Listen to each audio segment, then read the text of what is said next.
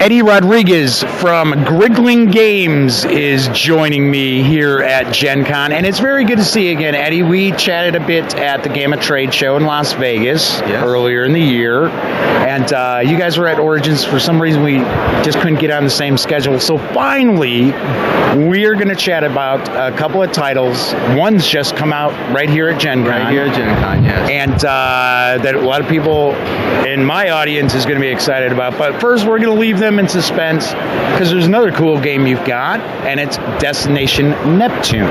Yes, Destination Neptune is a game that that's the one that actually came out of Origins when we sort of two ships passing in the sea. Yes. But essentially, Destination Neptune is more of a Euro-style game that we developed. It's the optimistic visioning of the next 100 years of human space exploration.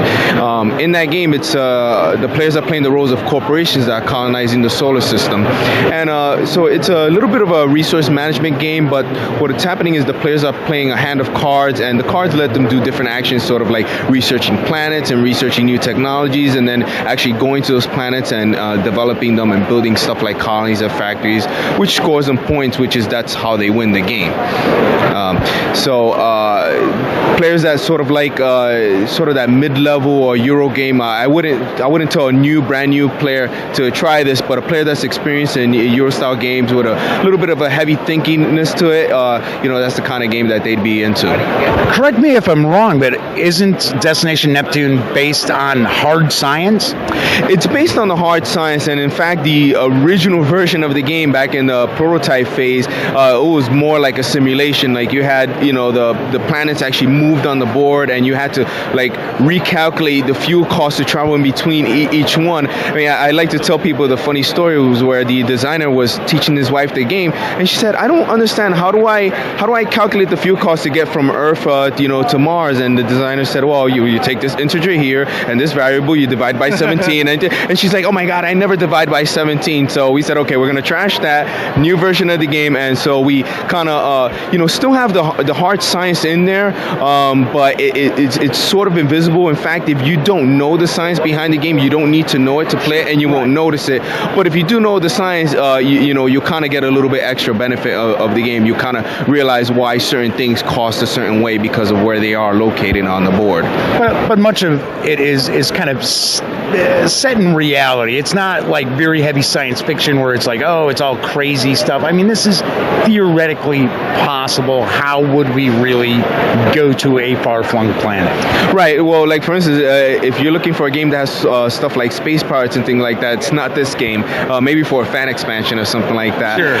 But essentially, what we did was we kind of took a look at the next 100 years of human exploration. That's why we say it's the optimistic view of it, because basically we're saying, okay, these are the things that we think are really possible within the next 100 years. And I mean, look how technology has evolved, just in the last 50 years. Sure. So everything in the it was after that UFO crashed in Roswell, New Mexico. We got all that stuff. Yeah, we can delete that part there, right?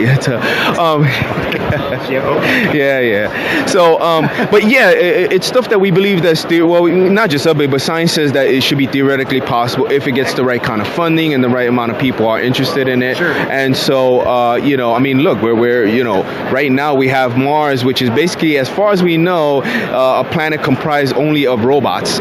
So you never know what's going to happen. So we wanted to make a game that had a positive outlook on the future. So even though it's a very competitive game, it's not a take that game. You don't have players destroying other players' bases or anything like that. And in fact, a lot of the game you have to work with each other. You have to sort of strike deals and pay each other money and stuff like that, like corporations do, just to accomplish the different tasks that you're trying to do. So the goal is really your corporation is the one that gets to Neptune first.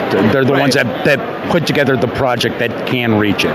Yeah, well, I mean, the game is called Destination Neptune. You don't have to reach Destination Neptune to win. In some games, you actually don't even get that far. Sometimes the game gets as far as Saturn, and then the players get bogged down there. And that's the fun parts of the game. Like, every game is really different because since it's card-driven, you're going to draw different hands of cards, and, certain cards may not come up, when you need it, so you may have to wait a turn or two, or sometimes cards come out early, you'll be able to develop early. So each game is really different depending seeing how far you're able to build, and then some players will probably adopt different strategies throughout the game. Now, Destination Neptune is out here at Gen Con, but of course, if somebody's watching at home, they couldn't make it to Gen Con. So when is that going to be available on store shelves, or if somebody doesn't have a local store around, where could they order it online? Okay, well, actually, at Griggling Games, one of the things that we don't believe in is we don't believe in exclusive releases. So we actually, even though Destination Neptune released at Origins, it was an exclusive release. So that meant that the people that couldn't make it to Origins, and same thing, the people that can't make it to Gen Con should be able to go right to their local game store and pick it up right away. And if they can't get it there, then they can pick it up with, through most online retailers, but also through our website, www.grigglinggames.com. They can always pick it up there. Amazing. I was going to say, everybody's always got to have their website. Got to throw that in there. Make sure they come buy it from you. Yeah, well, I got to throw a little bit in there. Of course, we want you to. Yeah. Now, the other title, which is going to appeal to a lot of the war gamers who follow the gaming gang, is Quartermaster General, and that just released a couple of days ago, or yesterday, I believe it was. Yeah. Let's talk a bit about that. And I know Ian here at Griggling Games is super pumped about that game. Oh, he's not the only one. I'm just, we're really blown. We knew we had a good game. We actually had a pre-release last week at the World Board Gaming Championships, which is, there's a lot of war gamers there, and we thought they would find it of interest, but the response was phenomenal. And I actually wasn't there as a release. It was just pre-release, so we were giving people an opportunity to play it before it comes out, right. And people were just begging us to take it home with them, and so it's been a great thing.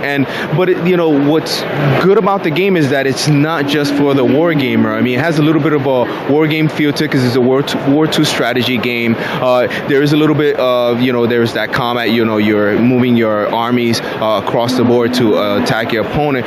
But it isn't just about the fighting. In fact, a player that focuses only on the war aspect and the fighting is probably not going to win, because it's actually a team game, and you're playing as either the Axis or the Allies, and you're playing for points in the game. And you earn points by capturing and holding these supply locations. The supply locations give points to your team. So what it is that there's 6 different countries in the game, the 6 different powers, and they're represented by different decks, and each deck plays very differently. And so what you have is that on a player's turn, they're controlling a deck.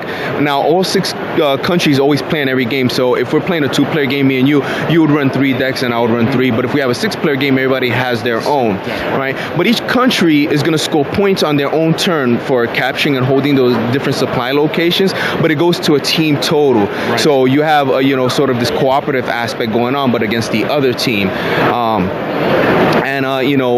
Since each deck is a little bit different, each player is going to play a little bit differently. So for instance, the US deck has a lot of cards that help their allies. So most of the game, the US player is going to mostly be doing stuff to help his friends and not so much for himself until later on, towards the later part of the game. And then you see their power kind of really come in. And the fun of the game that I think the players are really going to enjoy is just delving into these decks and trying out the different powers, because they just work so differently. What works for the US is not necessarily the way you would play for say Germany or Japan. They play really, really differently. And in fact, the decks actually have different sizes.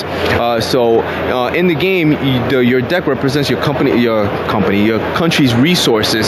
So what happens is that if your deck runs out, if you deplete your deck, you don't reshuffle, you don't get more cards. So you're trying to last 20 rounds, which is what a normal game goes for. And so if your deck, like say Italy, has only 30 cards in their deck, and you're playing a single card per round, then you don't have much leeway, and there are cards that your opponents can play to make you discard cards from your deck. Right. So there's hand management in it, there's deck management, and and then controlling the board, area control on the board.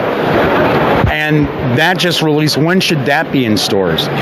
Well, again, it goes along with our belief that we don't don't like to do anything exclusive. So it released should be there now. It officially released at the opening day of Gen Con.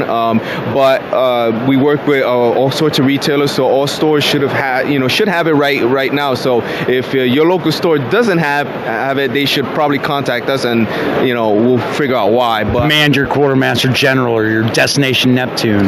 Yes. But there's again, just like Destination Neptune, it's available through online retailers, through our website as well. But we have very good relationships with retailers, so it's not we don't usually just funnel everybody through our website, because it's just one of the things we love about this industry is just how in some ways we're technically in competition, but we all work together in the way, and if we help each other, we end up just doing better overall as an industry, and that's just what I love about it doing. I mean, somebody was asking me today, like, how's it feel working so hard at Gen Con? I was like, okay, I'm in Gen Con talking about board games all day, and at night playing board games all night. So yeah, I have a really hard. It's really horrible, isn't it? It's just the worst.